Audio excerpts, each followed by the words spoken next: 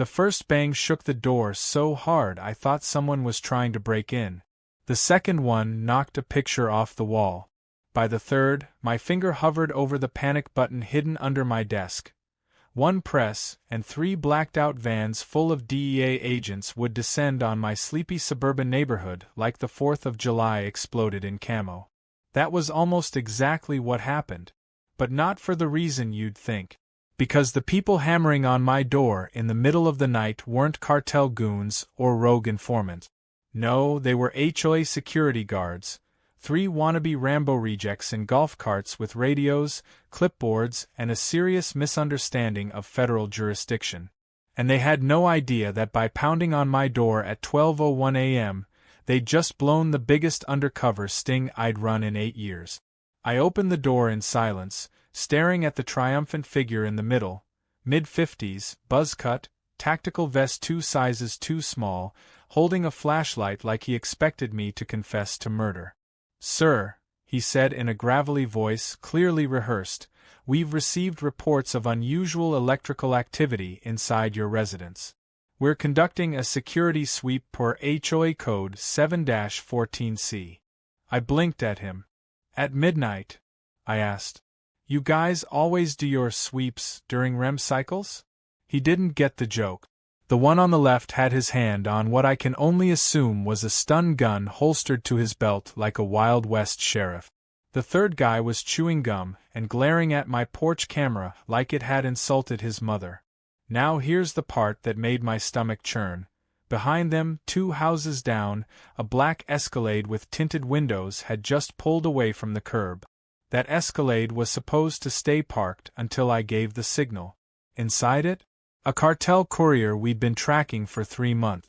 I had live surveillance feeds running through a custom server setup in my garage, but the second I opened the door and these HOA amateurs started waving flashlights into my house, all my tech auto shut down.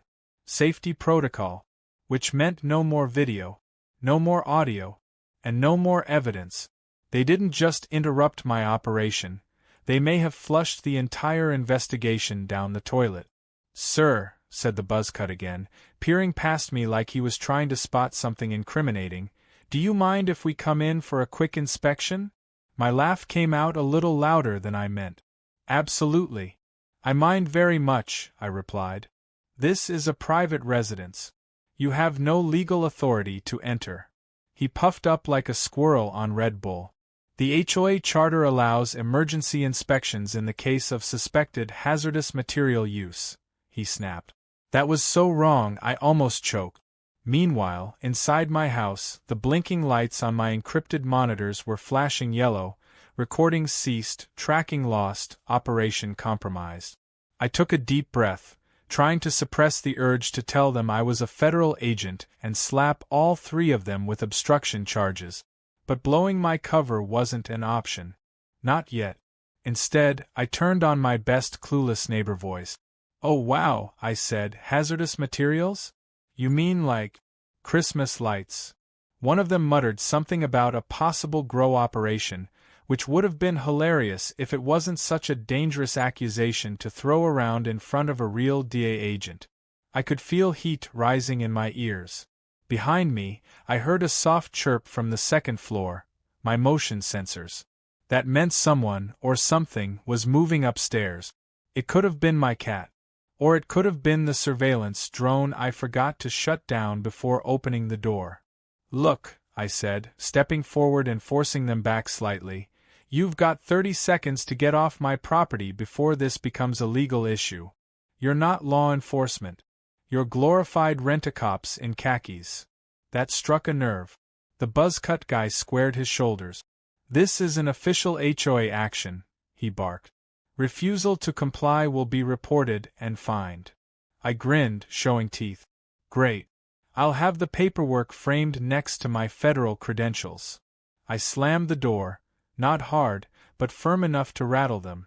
Then I sprinted up the stairs, yanked open my bedroom closet, and found the drone mid-hover in the corner of the ceiling, its red light blinking like a digital heartbeat. I cursed under my breath, grabbed the remote, and guided it down into its case. My earpiece crackled to life, Someone from HQ trying to reach me. Target lost visual, the voice said. They're gone. I slammed the lid shut on the drone case. We just lost our shot at catching an entire distribution route in motion, all because 3 bored neighborhood vigilantes thought I had too many lights in my garage. And that's when the true scope of the disaster hit me. That Escalade? It wasn't just a courier drop. We had intel that tonight might be the handoff of a new synthetic compound headed for East Coast market. If that shipment made it through, overdoses would spike, and we'd be playing catch-up for months.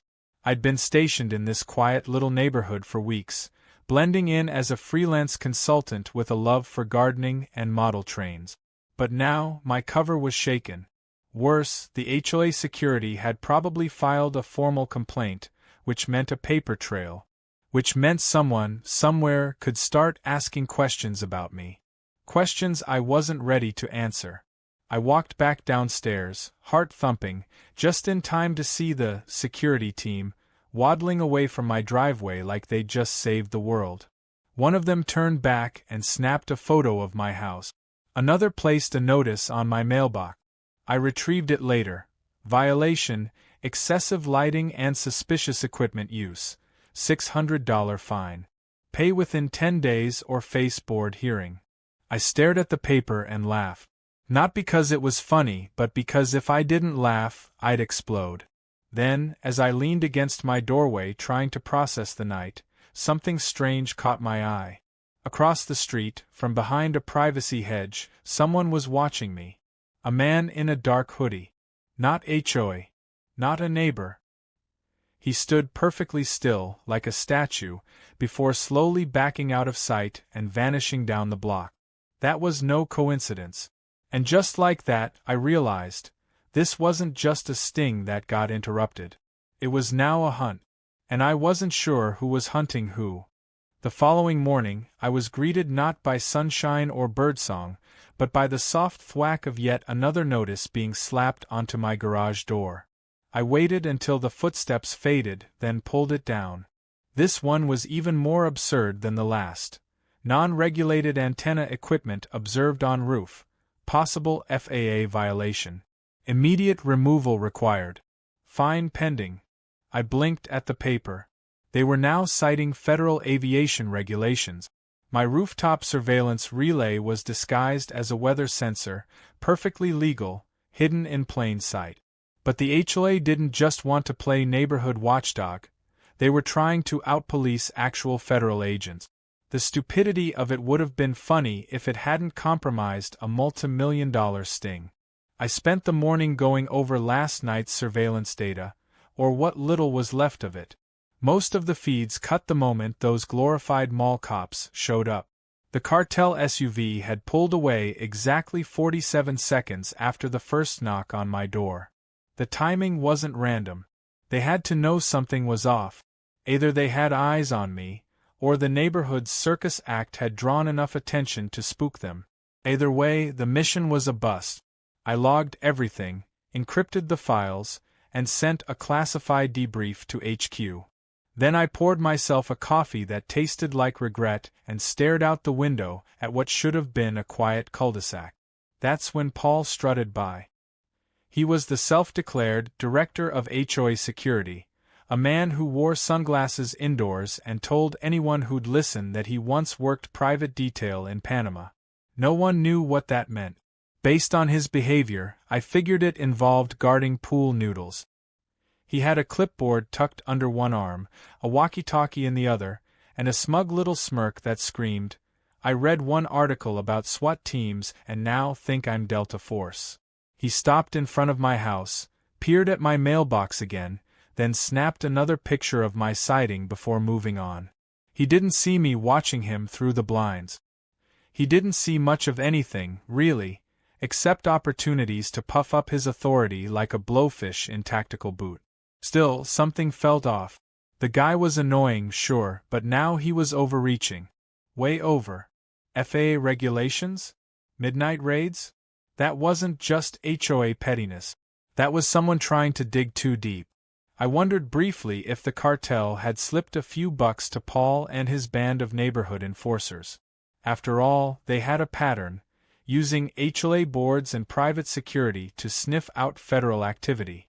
It sounded crazy, but crazier things had happened. I'd once arrested a meth chemist who ran a puppet theater for kids on weekends. That afternoon, my neighbor, retired schoolteacher Mrs. Pennington, shuffled over with a tray of muffins and a look of concern. She was sweet but sharp, knew everyone's business and didn't miss a beat. "You all right, dear?" she asked, handing me the tray. "Saw those rent-a-stormtroopers banging on your door last night. Thought we were about to witness the next Waco." I chuckled, more out of stress than humor. "They said I had suspicious lights," I replied. "I guess reading lamps are dangerous now." She narrowed her eyes. "They've been sniffing around all week. Paul's got this little watch club now. Calls it Patriot Watch or something ridiculous. They're trying to monitor subversive behaviors in the neighborhood." I told him the only subversive thing I've seen is his hairline receding. That caught my attention. A watch club? That wasn't on record. I checked the HOA site later. No mention of it, no meeting notes, nothing official.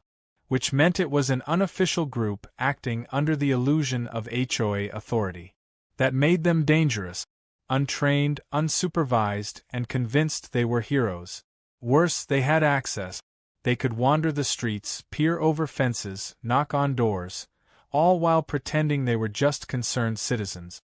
And if they stumbled on something real, like my operation, they could blow it wide open or worse, tip off the very people I was trying to catch. I dug into Paul's file using DEA resources. No military record. No law enforcement credentials. But what I did find raised eyebrows. A few years back, he ran a community safety initiative in Arizona. It was shut down after residents filed complaints about racial profiling and unlawful searches.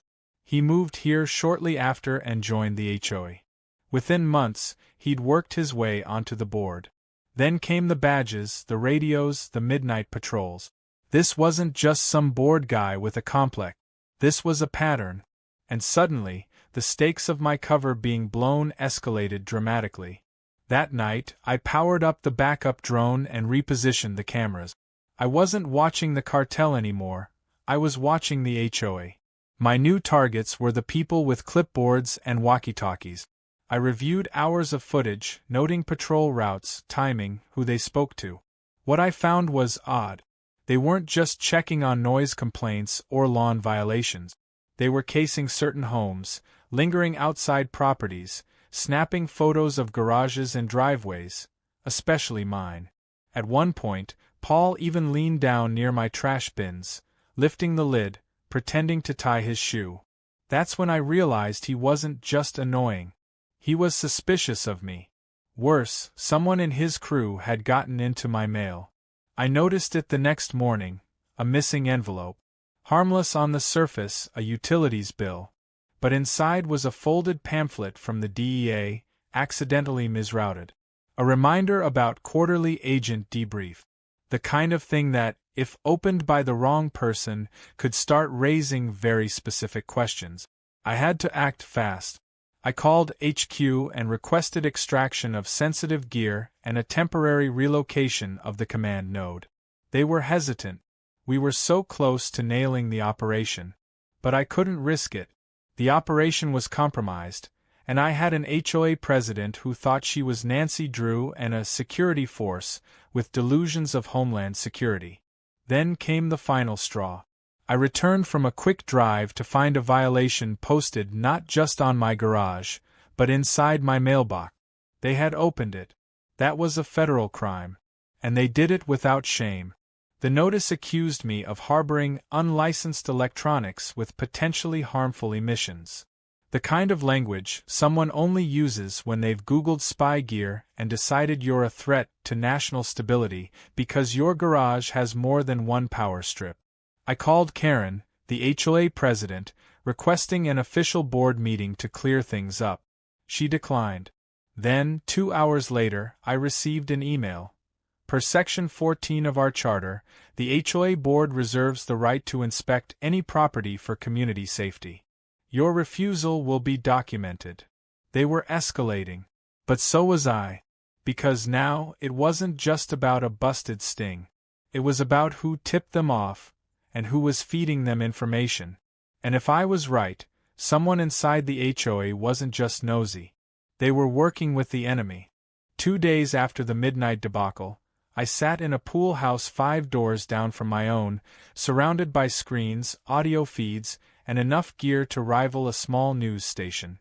The owner, Todd, owed me a favor from a job I'd pulled in El Paso, a separate sting that ended with him not being in a Mexican jail. He didn't ask questions. Just handed me the keys and pointed out where the fridge was. I moved my surveillance node into his pool house overnight, rerouting feeds and masking signals. If the HOA was going to play spy games, I'd make sure they were chasing shadows while I resumed the real mission. But the moment I thought I was back in control, the HOA took a swing I didn't see coming. That morning, a tow truck rolled up and backed itself into my driveway. It looked legit: city plates, magnetic decals that read Ridge Plumbing Services. But I recognized it immediately. It was my own surveillance van. The van was parked legally. No visible surveillance tags. Just a shell-cover job that passed every city ordinance. But somehow, the HOA flagged it and decided it needed to be removed. I raced down the street just in time to stop them from hauling it off. Paul was standing nearby, arms crossed, smug like a man who just outwitted a Bond villain. "We received reports of an abandoned work vehicle," he said flatly. "We gave it 24 hours. That was a lie. It had only been there since midnight. I kept records. I had timestamps. I pulled out my phone and recorded the entire exchange." Paul's eyes narrowed when I called him out for fabricating the report. He doubled down. Said the vehicle was unregistered. That it posed a community threat. Then he said something that made my blood freeze. "Your van was seen making a stop at 2238 Wisteria, wasn't it? That was the address of the stash house. It was also the site of my last recorded drop point, where a courier had left behind a duffel bag of marked bills." The only way Paul could have known that address was if someone was feeding him information from the inside, or if he'd been watching me a lot closer than I thought. I let the van be for now. I had it rigged. If they so much as touched the wrong panel, they'd trip a silent GPS ping that would alert me instantly. Instead, I focused on Patriot Watch. I'd been recording them on a separate system, running facial recognition and activity logs. What I found disturbed me. The group had tripled in size in less than a month. Most of them were retirees or guys like Paul. People who'd never had power and now clung to it like a lifeline. They took photos of homes, logged who had guests, even tracked Amazon deliveries. One guy stood outside a neighbor's house and measured grass height with a yardstick. They weren't just annoying. They were creating a profile database. I intercepted one of their internal messages, a poorly encrypted thread on a local forum where they exchanged suspicion reports. My name came up twice, once tagged with unusual electrical activity, and the other with nighttime movements inconsistent with residents' cover story. That last line stopped me cold. Cover story. Not job. Not hobby. Cover story. Someone in that group suspected I wasn't who I said I was, and they were right. Which meant they were either incredibly lucky, or someone I was chasing had infiltrated my neighborhood before I arrived. That theory didn't sit well with HQ. When I briefed them, they told me to lay low, avoid confrontation. But that wasn't an option anymore. This was personal. These people had gotten too close. They'd threatened the integrity of a federal operation, and now they were one bad guess away from putting themselves in real danger. Then came the missing flash drive. It was a decoy drive, technically, but it still contained dummy versions of DEA financial ledgers and a few doctored communications. I kept it locked inside a false panel in my home office. After the HOA raid, I moved it to a side drawer beneath books and spare cords. But when I checked that morning, it was gone. No signs of forced entry. No alarms trip. Just gone. Someone had been in my house, and they knew exactly what to look for. I launched a search protocol and scanned all known devices in the area that might have pinged the USB.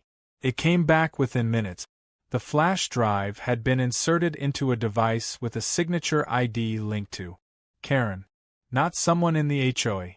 Karen. The president. That changed everything. I reviewed the footage again. Karen showing up late during the midnight visit, wearing heels and a silk robe, barking orders at Paul like she owned the moon. Back then, I thought it was just arrogance. Now it felt rehearsed. She hadn't shown up in response to the security call. She showed up to monitor it, to see if it worked, if I'd break, if I'd react. I launched the next phase of my plan. I bugged the HOA office. Late that night, dressed like a jogger, I ran past their admin building and dropped a relay mic into the side window vent. It was a military-grade contact mic, silent and undetectable, tapping into their office conversations. The next morning, I heard gold. Karen was talking to someone named Raphael. She whispered, "He moved it. The gear's not there anymore. But I'm still checking the files. Give me one more day." The tone wasn't HOA bureaucracy. It was fear. Urgency. Like someone was holding something over her head. And the name Raphael had popped up in cartel files before. Low-ranking logistics manager. Mostly off the grid. Someone who handled the dirty work no one else wanted. Then she said something that made my skin crawl. "If we can't get more intel from him, we'll plant it. Let him take the fall." They weren't just watching me. They were setting me up. The pieces started snapping together like dominoes. The mailbox violation. The tow attempt. The flash drive theft. They were trying to bait me. Push me into reacting. Force me to slip. And if I didn't? They'd create something. Plant fake evidence and have their contacts in code enforcement or even local cops come knocking. I was already being framed, and I didn't even know what the charge was going to be yet. I called HQ again, told them I needed backup. They hesitated. Said my paranoia might be clouding my judgment. That it could just be a neighbor gone too far. I told them if they didn't send someone soon, the cartel wouldn't need to take me out. My own neighborhood might do it for them. As I ended the call, I looked out the window and saw Paul walking past again, this time holding what looked like a clipboard, and a radio that didn't belong to any civilian frequency. He turned slightly, just enough for me to catch his eye. He smiled. Then he held up the flash drive. And I knew exactly what was coming next. I didn't sleep that night. Not because I was afraid, but because I couldn't afford to be caught flat-footed again. They had the drive. They had enough suspicion to paint a target on my back. And now Paul was openly taunting me with it, holding it up in plain sight like some kind of trophy.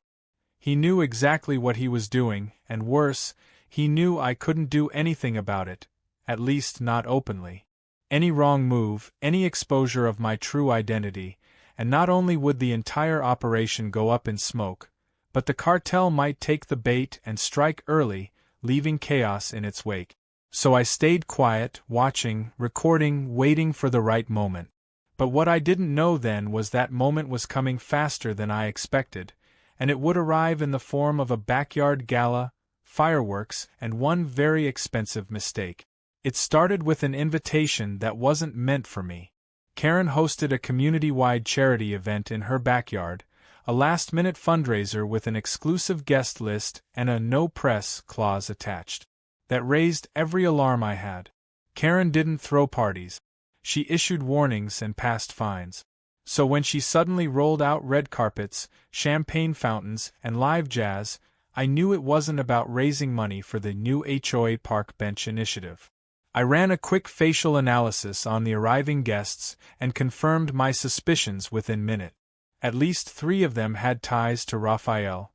The same Raphael she had whispered to on the bugged mic feed.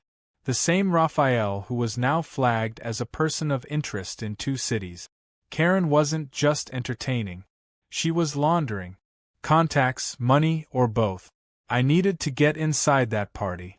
But not as myself. So I put on a disguise, a freshly ironed polo, khakis, and a name tag that said Gregory, HOA Parking Committee. I borrowed a clipboard, smiled at the valet, and walked through the side gate like I belonged. No one questioned me. Why would they? I looked like I played golf and complained about hedge heights.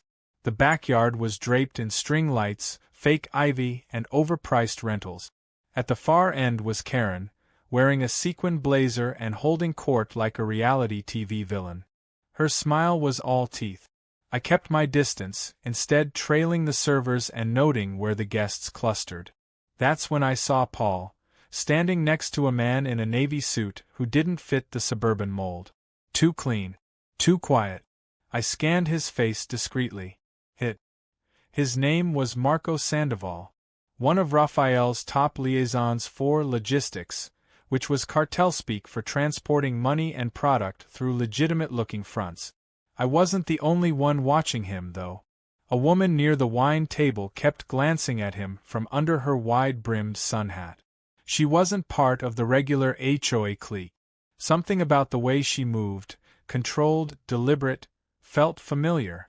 I watched her reach into her purse and casually adjust a dial that looked far too sophisticated to be a lipstick case. I froze. That was agency tech. She was DEA. Backup. They had actually listened. I moved closer without drawing attention and whispered just loud enough for her to hear. You late, or am I early? She didn't flinch, just tilted her head slightly and muttered, 7 hours late. Boss said you'd be dramatic. I almost laughed. Then I almost choked when I saw what Paul was pulling from his inner jacket pocket, my decoy flash drive.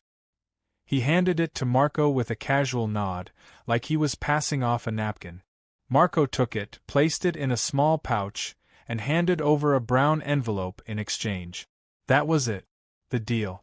Right there in broad daylight, under hanging lanterns and the faint sound of a saxophone. Karen walked over moments later and greeted Marco with a fake laugh that was all sugar and cyanide. That sealed it. She wasn't just complicit, she was a facilitator. I gave the agent a barely perceptible nod and stepped away to initiate the extraction sequence. I typed the code into a dummy app on my phone and triggered the burst mode on every bug I'd planted across the HOA office and Karen's property. The data would relay to HQ in real time, capturing everything: voices, transfers, names, evidence. But something went wrong. A loud boom echoed across the yard. Fireworks, supposedly part of the entertainment, erupted over the hedge line. But the timing was too perfect. A distraction. Seconds later, the power surged and all the lights flickered, including the one on my hidden camera rig. It rebooted, but not fast enough. Marco was already gone, vanishing into the crowd, the pouch no longer in his hand. I looked around for Paul and spotted him sneaking around the side fence, clearly nervous. That's when Karen grabbed a microphone and started to speak. I want to thank all of you for coming out tonight, she said, and for continuing to support our community. We are all about transparency, safety, and protecting what matters most: our homes. That was rich coming from someone who just handed cartel intel to a known trafficker. The agent and I exchanged a glance. She was ready to move. So was I. But we needed one last push, something undeniable. That came when one of the servers accidentally spilled a drink on Karen, revealing a hidden lapel mic under her blazer. Her eyes went wide. She tried to rip it off, but it was too late. She looked toward Paul, panic rising, and shouted, "Plan B." But there was no Plan B. Not anymore. DEA agents burst in through the front and side gates in coordinated waves, weapons drawn but low. The music cut. Guests froze. Someone dropped a wine glass and it shattered like a gunshot. Marco was tackled mid-sprint, trying to reach his SUV. Karen screamed about entrapment, then about privacy, then about diplomatic immunity, none of which applied. Paul tried to run but was stopped by the woman in the sun hat, who revealed her badge and disarmed him with a twist of her wrist. The whole scene unfolded like a low-budget crime drama. And I couldn't stop grinning. Later, as Karen was being handcuffed in front of her guests and the rest of the HOA board, she turned to me and hissed, "You set me up." I shrugged. "You set yourself up. I just provided lighting and refreshments. She swore she'd sue. That I'd hear from her lawyer. That this was all a mistake. But no one was listening anymore. The press had arrived. Cameras were rolling. The community Facebook group was already buzzing with photos and speculation. Someone captioned one of the arrest pictures with, "From HOA to DEA," and I bookmarked it for later. By midnight, 14 people were in custody. The flash drive was recovered. The envelope Marco passed off contained not just cash, but a list of properties being used for temporary cartel storage, including one that Karen had just acquired at auction using HOA discretionary funds. She wasn't just an entitled suburban dictator. She was a trafficker's dream in heels and HOA bylaws. Her empire crumbled faster than her fake smile. But the best part? The raid wasn't even the end. Because Raphael wasn't there. But he was watching. And I was about to send him a message he'd never forget. The fallout from the raid was like a bomb going off in a dollhouse. One day, the neighborhood was humming with HOA meetings and lawn care gossip, and the next, it was national news. News vans lined the cul-de-sac. Neighbors were stunned. Some were furious. Others were just confused about why Karen was in handcuffs shouting about international conspiracies while wearing a sequined blazer and matching slippers. My cover, to some degree, had been cracked wide open, but by then it didn't matter. The operation was concluded. The cartel's logistics arm was in shambles. Karen and Paul were awaiting federal charges, and the HOA office was being treated as an active crime scene. The irony of it all was that most of the residents weren't mad about the sting or the arrests. They were mad the community Easter brunch got cancelled. Priorities. In the aftermath, I sat down with my handler and the field team back at the regional office to debrief. The drive Paul handed off, while not the real one, had done its job. Marco had confirmed the data under pressure, linking him directly to the smuggling routes we'd been tracing. Karen's mic, which she didn't know had auto-backup cloud sync, captured every word of her coordination with Raphael. It wasn't just enough to charge her. It was enough to get federal warrants across state lines. The agent in the sun hat, whose name turned out to be Cassandra, gave me a look I'd only seen once before: respect, mixed with that particular brand of federal exhaustion you earn after surviving one of the most ridiculous ops of your life. "You DA guys are maniacs," she said, sipping cold coffee. "You got an entire HOA to go rogue just by living there." I chuckled and told her, "I didn't make them crazy. I just didn't stop them from proving it." Back in the neighborhood, the cleanup began. The HOA board resigned en masse, either from shame, fear, or legal obligation. The city appointed a temporary oversight officer to manage community affairs. Somehow, that ended up being me, unofficially at first, and then, after a unanimous write-in vote, very officially. I declined 3 times before relenting. It wasn't that I cared about lawn height or mailbox designs. But after what had happened, I wasn't leaving this place in the hands of another Karen in waiting. And let's be honest, I wasn't going to pass up the chance to rewrite the bylaws. The first thing I did was make sure no one was allowed to conduct security sweeps past 8 p.m. The second? Mandatory consent before any HOA interaction with mailboxes. That last one got a standing ovation at the next community meeting. As for Paul, his story took a strange turn. During interrogation, he cracked. Apparently, Raphael had found him on an obscure online forum for former security personnel and offered him a deal: access and cash in exchange for minor favors. First, it was just looking the other way on suspicious vehicles. Then it was checking resident schedules. Then it was delivering packages. Paul insisted he didn't know who Raphael really was. Maybe he didn't. Or maybe he just wanted to feel important for the first time in his life. Either way, he wasn't the mastermind. Just another pawn. Still, he had enough involvement to face serious time, especially since he used his made-up authority to access federal information.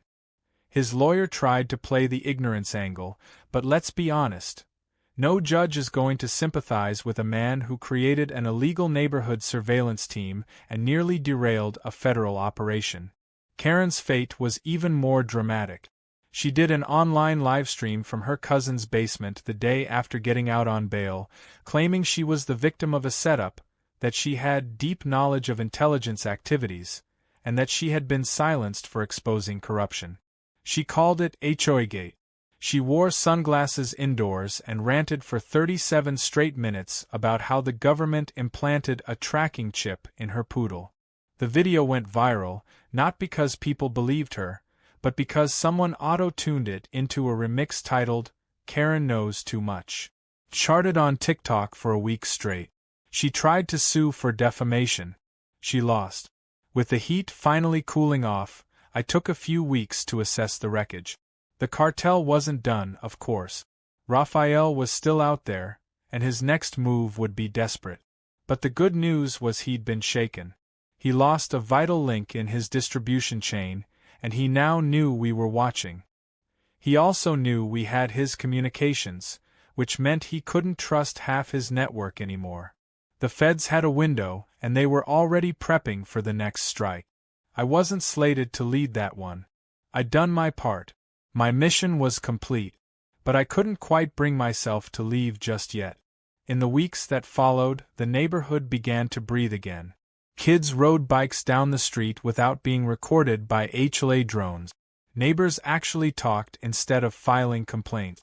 A few people even brought over casseroles and thanked me in their own awkward suburban way. One guy gave me a six-pack and just said, "Dude, you're insane. Respect." I took it as the highest compliment. My cover story as a federal agent had been partially confirmed, but most folks still thought I was some kind of cybersecurity consultant. Which, to be fair, wasn't entirely inaccurate. I let the rumors swirl. Some thought I was FBI. Others guessed Secret Service. One guy insisted I was in witness protection, which made no sense, but he swore he saw me on an old episode of To Catch a Predator. Then came the final twist. The residents wanted a new HOA president, and in a completely unexpected, absurd twist, they voted for my retired K-9 unit, Brutus. As a joke. I laughed when I saw the ballot. But no one contested it. Not a single person. And so, Brutus, who spends his days sleeping on my porch and barking at squirrels, is now technically the HOA president. We even made him a little sash. The bylaws don't explicitly prohibit non-humans from being elected. And honestly, he's already done more good for the neighborhood than Karen ever did. His first executive order? A community barbecue. His second? A moratorium on all fines for insufficient shrub spacing. I brought him a steak and let him gnaw through it while residents applauded. But the final message came a few days later. A postcard slipped under my door. No address. No name. Just a single line scribbled in red ink. I missed the party. See you soon. R. Raphael. He knew where I was. He'd let me know he was still watching. But instead of fear, I felt a strange sense of calm. Because now it was no longer about a neighborhood or even a sting. Now it was personal. And I was ready.